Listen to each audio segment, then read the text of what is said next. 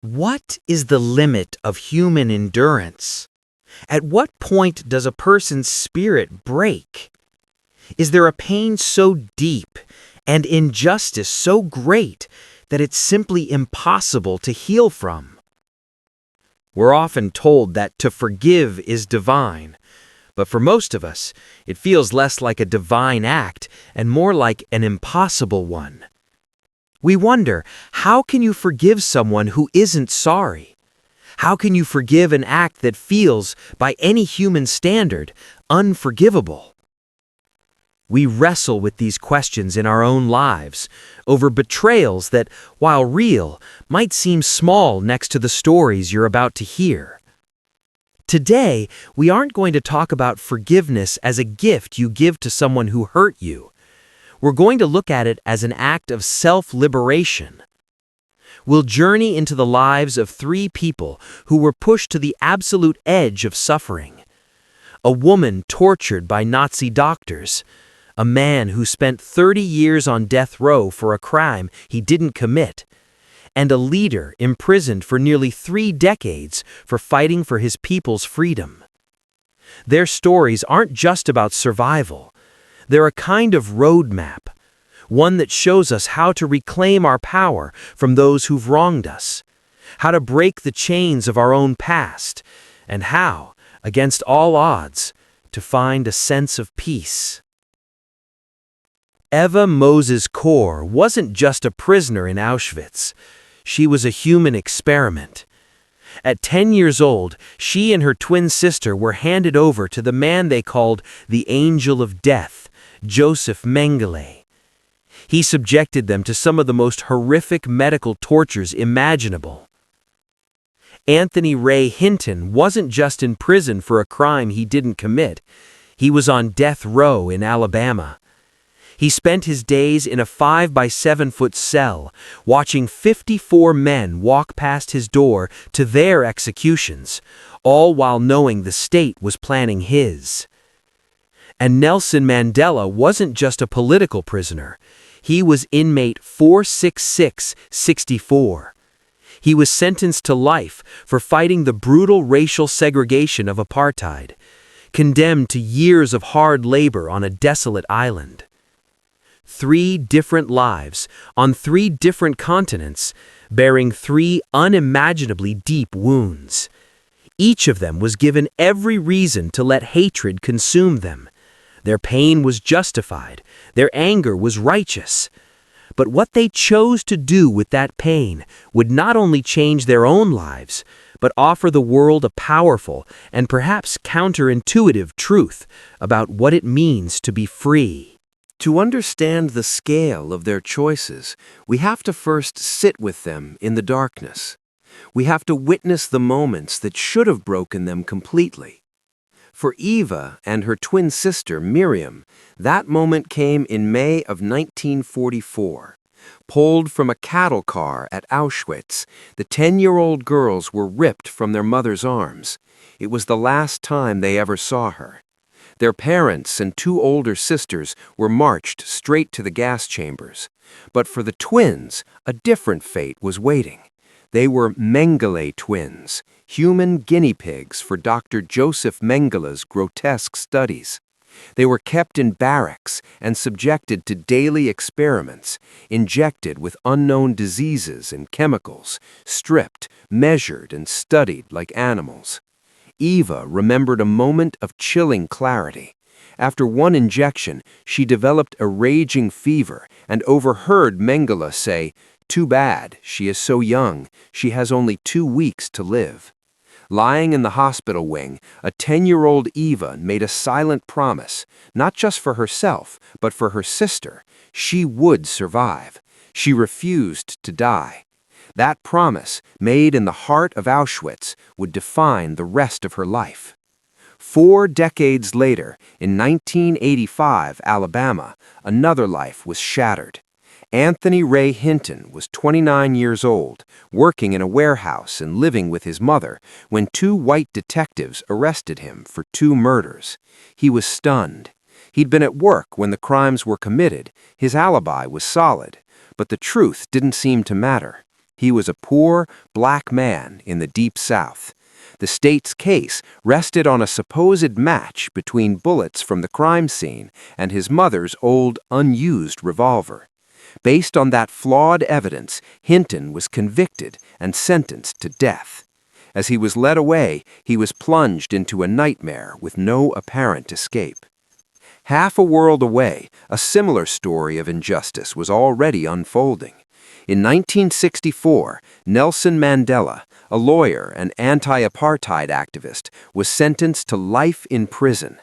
His crime was fighting a system that stripped black South Africans of their most basic human rights. He was sent to Robben Island, a place designed to break the human spirit. For 18 years, he endured grueling labor in a lime quarry, where the bright glare damaged his eyesight. He lived in a tiny cell with only a straw mat to sleep on. The regime's goal was simple: to crush his movement by erasing him from the world, to make him so hopeless that he would give up. The physical prison was made of stone, but the real prison was meant to be built in his mind. For each of them, the physical trauma was just the beginning. The deeper, more insidious prison was the one they carried inside, a prison of bitterness, rage, and a desire for revenge. It's a prison without walls, and it's often the hardest one to escape. For 50 years after Auschwitz was liberated, Eva Kor lived as a victim. The pain was a constant companion. The world saw a survivor, but inside she was still a prisoner of her past. Anger was a poison in her soul. She was angry at the Nazis, angry at the world for letting it happen, and in her most private moments, even angry at her parents for not being able to save her. This anger was a shield, but a shield is also a weight. For decades, the trauma defined her.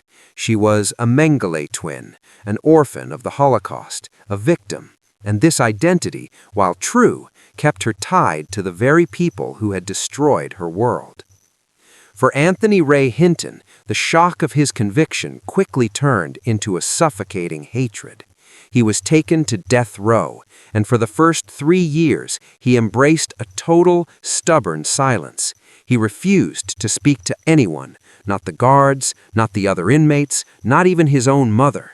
He says he spent every waking moment fantasizing about the death of the people who put him there. The hate was pure and all-consuming. It was a fire that burned away everything else. He was an innocent man, and the injustice was so colossal it blotted out the sun. His mind, trapped in that tiny cell, had become its own solitary confinement. On Robben Island, Nelson Mandela also fought a daily battle against bitterness. It would have been the easiest thing in the world to surrender to hate, to see his jailers not as men, but as symbols of the system he was fighting. He understood this temptation all too well. He recognized that holding on to that kind of hatred was its own form of imprisonment. He saw how it could eat away at a person from the inside, leaving them spiritually captive long before their physical chains were gone. He knew that if he allowed his spirit to be poisoned, his enemies would win. The real struggle on Robben Island wasn't just against the apartheid regime, it was the internal struggle to keep his own humanity intact. How does a person escape a prison built of righteous hatred? For Eva, Anthony, and Nelson, it wasn't a lightning bolt. It was a slow, deliberate turn, a conscious choice to find a different path, not for their tormentors, but for themselves. For Eva Kor, the journey began in 1993. She met Dr. Hans Munch, a Nazi doctor from Auschwitz, who was acquitted of war crimes. He treated her with kindness and answered her questions with honesty. He even agreed to go to Auschwitz with her and sign a document attesting to the existence of the gas chambers to fight Holocaust deniers. Eva wanted to thank him, but how? She later joked, "I couldn't find a card appropriate for a Nazi." Over months, the idea of a letter of forgiveness began to form. It took her 4 months to write. "I had to work through a lot of my pain," she said. "I had to mean it." As she drafted the letter, she realized she had to go further. expanding it to include all the Nazis, even Dr. Mengele. It was then she had an epiphany. She had the power to forgive. No one could take that from her. She realized that in this one act, she could finally stop being a victim. For Anthony Ray Hinton, the change came after 3 years of hateful silence. One night he heard another inmate crying. The sound broke through his wall of rage. He started thinking about the other men around him who were also suffering. He looked in the mirror and didn't recognize the person he'd become. He had always been someone who loved to laugh. In that moment, he made a choice. He decided he would not let the state of Alabama take his joy. "I asked the God that I believe in," he told an interviewer, "to remove this hatred that I had for these men that had did this to me." He started to use the one thing they couldn't lock up, his imagination. He would close his eyes and marry Halle Berry. He'd have tea with Queen Elizabeth. He also started a book club on death row. His choice was not to forget his circumstances, but to rise above them. He decided to choose joy over hate. For Nelson Mandela, the turning point was a gradual realization during his long years in prison. He had time to think. He observed his jailers and began to see their humanity. He learned their language, Afrikaans, to understand them. And he came to a profound conclusion. He famously said, "Resentment is like drinking poison and then hoping it will kill your enemies." He knew that holding on to bitterness would mean remaining a prisoner forever. As he prepared for his release, this became his guiding principle. He understood that if he walked out of prison carrying 27 years of anger, he would never truly be free. His path wasn't just about personal forgiveness, it was an active strategy of reconciliation. It was the only way to heal himself and to heal his deeply divided nation. That internal shift was the key, but it was their actions in the world that cemented their freedom. On the 50th anniversary of the liberation of Auschwitz, Eva Kor stood amid the ruins of the gas chambers. With Dr. Munch by her side, she read her declaration of amnesty aloud, publicly forgiving the Nazis. In that moment, she said she felt a burden of pain was lifted from her shoulders. "I was no longer a victim of Auschwitz. I was finally free." The act was controversial, but Eva was firm. Her forgiveness wasn't for the Nazis. She said, "I didn't forgive the Nazis because they deserve it. They don't. I forgave them because I deserve it." This liberation fueled her life's work. She founded the Candles Holocaust Museum and dedicated herself to teaching her philosophy of forgiveness until her passing in 2019. On April 3, 2015, after 30 years in a cage, Anthony Ray Hinton finally walked free. The Supreme Court overturned his conviction. As he walked out of the jail, there was no bitterness in his voice. He looked at the sky and just said, "The sun does shine." He had already done the work of freeing his soul years earlier.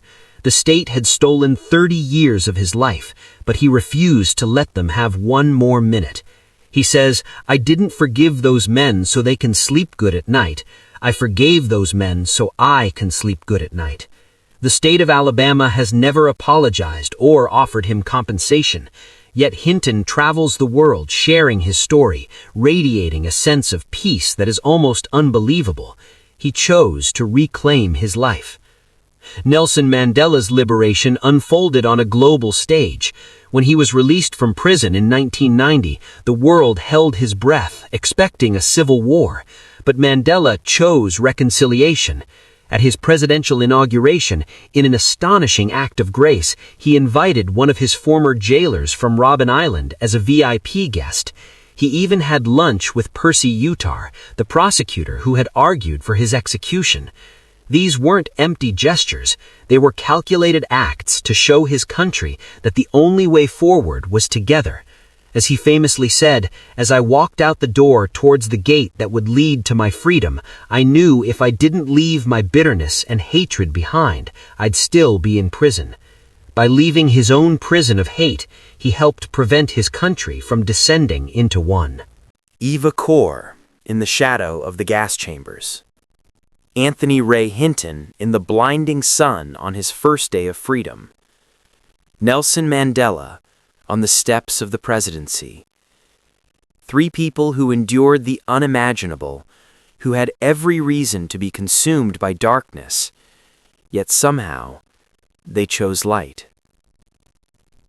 Their stories, while so different, all point to a single profound truth, a truth that often runs against our most basic instincts. They teach us that forgiveness isn't about condoning what happened. It's not about forgetting. It's not about absolving the person who harmed you. In fact, it has almost nothing to do with the other person at all. It has everything to do with you. Eva Kor put it simply: forgiveness is really nothing more than an act of self-healing and self-empowerment. The recurring idea in all their journeys is that of the prisoner.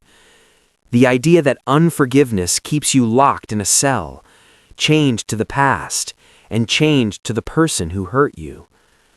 The offender might be long gone or unrepentant, but the one who was hurt can remain imprisoned by their own resentment. These stories show us that forgiveness is the key. It is the tool that you and only you can use to unlock your own cell door and walk out into the sun. It's the final act of reclaiming your power. We all carry hurts, big and small. The lesson from Eva, Anthony, and Nelson is not that forgiveness is easy, but that it's possible, and that it might just be necessary if we truly want to heal. It leaves you with a quiet question: who holds the key to your prison? The power to forgive and to be free might have been in your hands all along.